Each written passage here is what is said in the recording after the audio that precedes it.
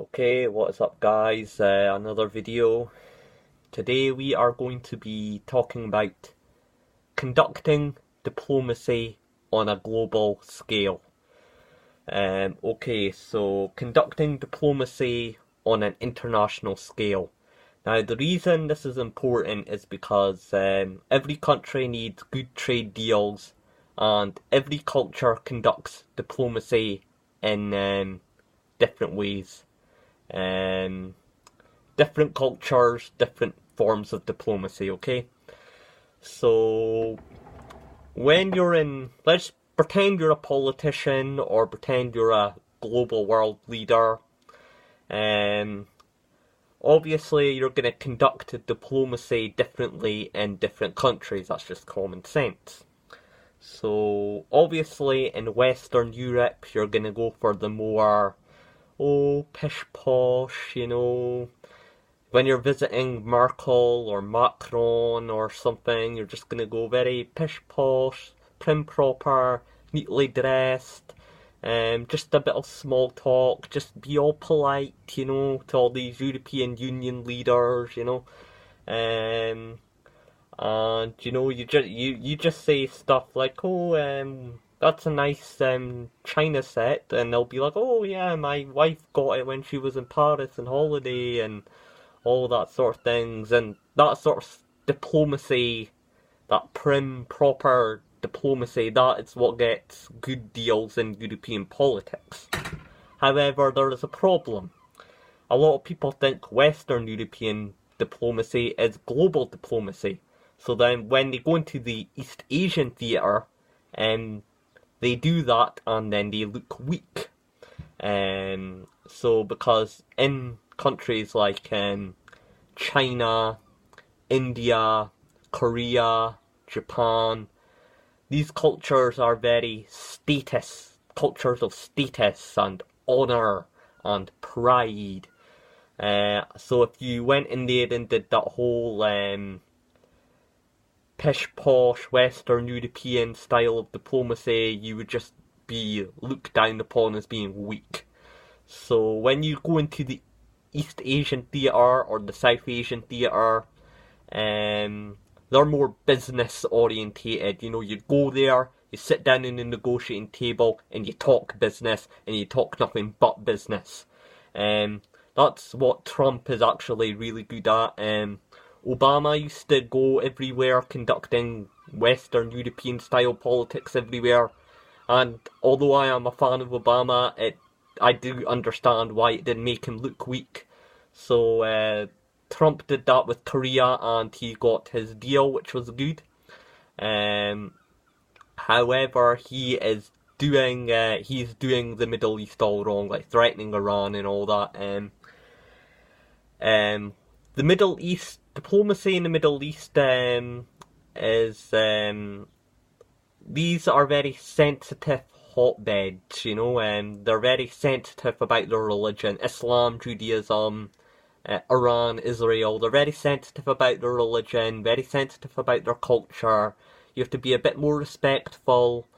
You have to watch what you say, don't threaten them with violence. The reason Kim Jong-un was threatened by Trump's statements is because he didn't want to lose his lavish millionaire lifestyle. But the Middle East is already third world anyway, so when you're going to threaten them with violence and threaten them with annihilation when they're already in a hotbed full of bombings, it's not going to work,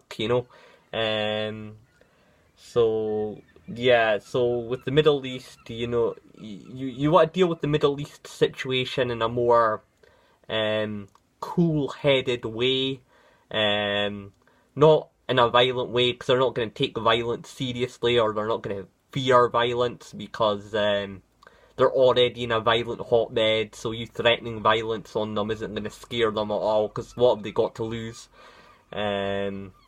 So yeah, that's just how you conduct diplomacy in the Middle East. So although Trump got it right in Korea, he's doing it all wrong with Iran and the Middle East. So yeah. Russia how you would conduct diplomacy in Russia. Once again, show them respect.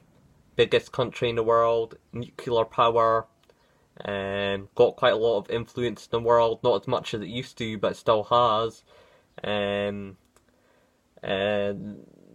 The Kremlin, it's sort of a mix of, Europe and Asia, so they do have that, Putin does have that strongman business vibe to him, but he is well spoken, like a Western European leader as well, so he's a bit complicated, so you just have to mash up Western European politics with East Asian politics, and you should be fine in conducting deals with Russia. And another thing as well is, with Russia, don't threaten sanctions. That doesn't work. People threaten them with sanctions all the time. It doesn't change their behaviour. It doesn't work. Same with Iran. It doesn't work. When try to scare them by putting NATO bases all around Russia, it's been failed foreign policy for millennia now. So trying to threaten them, Russia and the Middle East have more of a, well, they sort of have a, if you're telling me to fuck off, I'm just going to tell you to fuck off back. So, yeah. Cool heads with Russia and the Middle East. Africa, I'd show no sympathy, because we have been giving Africa too much aid. We've been giving them too much sympathy. They are not improving themselves. They're just scamming us through the charities. And obviously, when you help them, you're actually making it worse, because imagine you're a farmer in Africa, and then the UN and all these charities come and they start giving everyone free food. Guess what? The farmers go out of business. So, and it only encourages their bad behaviour. And giving them free stuff, it's not going to give them any incentive to work, and they're just going to become freeloaders. So none of this guilt with Africa. You're just going to have to tell them straight. We're going to stop funding you. We're going to stop giving you aid.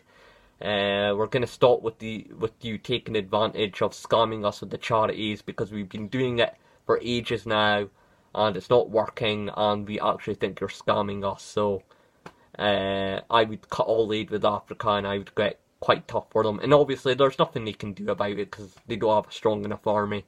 So it's not Wakanda. So yeah, so the amount of money you'd save in your own country if you just stopped giving money to Africa, it'd be fine. So I'd have a tough stance on Africa. South America, it's not really that influential in the world stage. Oh yeah, just before I get into Latin America, let me just say about Africa as well.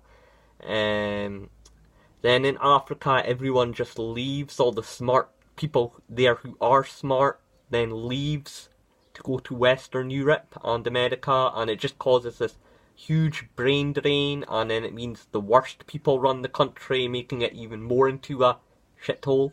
So anyways, I lost topic there. Back into South America, how you would conduct diplomacy in South America. I would just go into South America with a very Western European fashion. Same with Australia. So yeah, that's just how I conduct world diplomacy. A lot of people make the mistake of thinking everywhere we should conduct diplomacy everywhere, like how we do it in Western Europe, and it's just going to lead to you getting scammed, paying for other people's charity, paying for their welfare, paying for their problems, paying for their military, their security, their protection, being their world's policemen. So yeah, so when you go in with that, oh, we'll just be polite to everyone and we'll just appease everyone. And you can't go in with this, oh, we're just gonna threaten everyone, we're just gonna threaten to annihilate everyone and show that we're the big man of the world, this is only going to isolate you, it's only going to make you look bad, it's only going to cause the international community to gang up against you. And like I said, if you're going to do that to a country like Russia, you might risk the case of a war.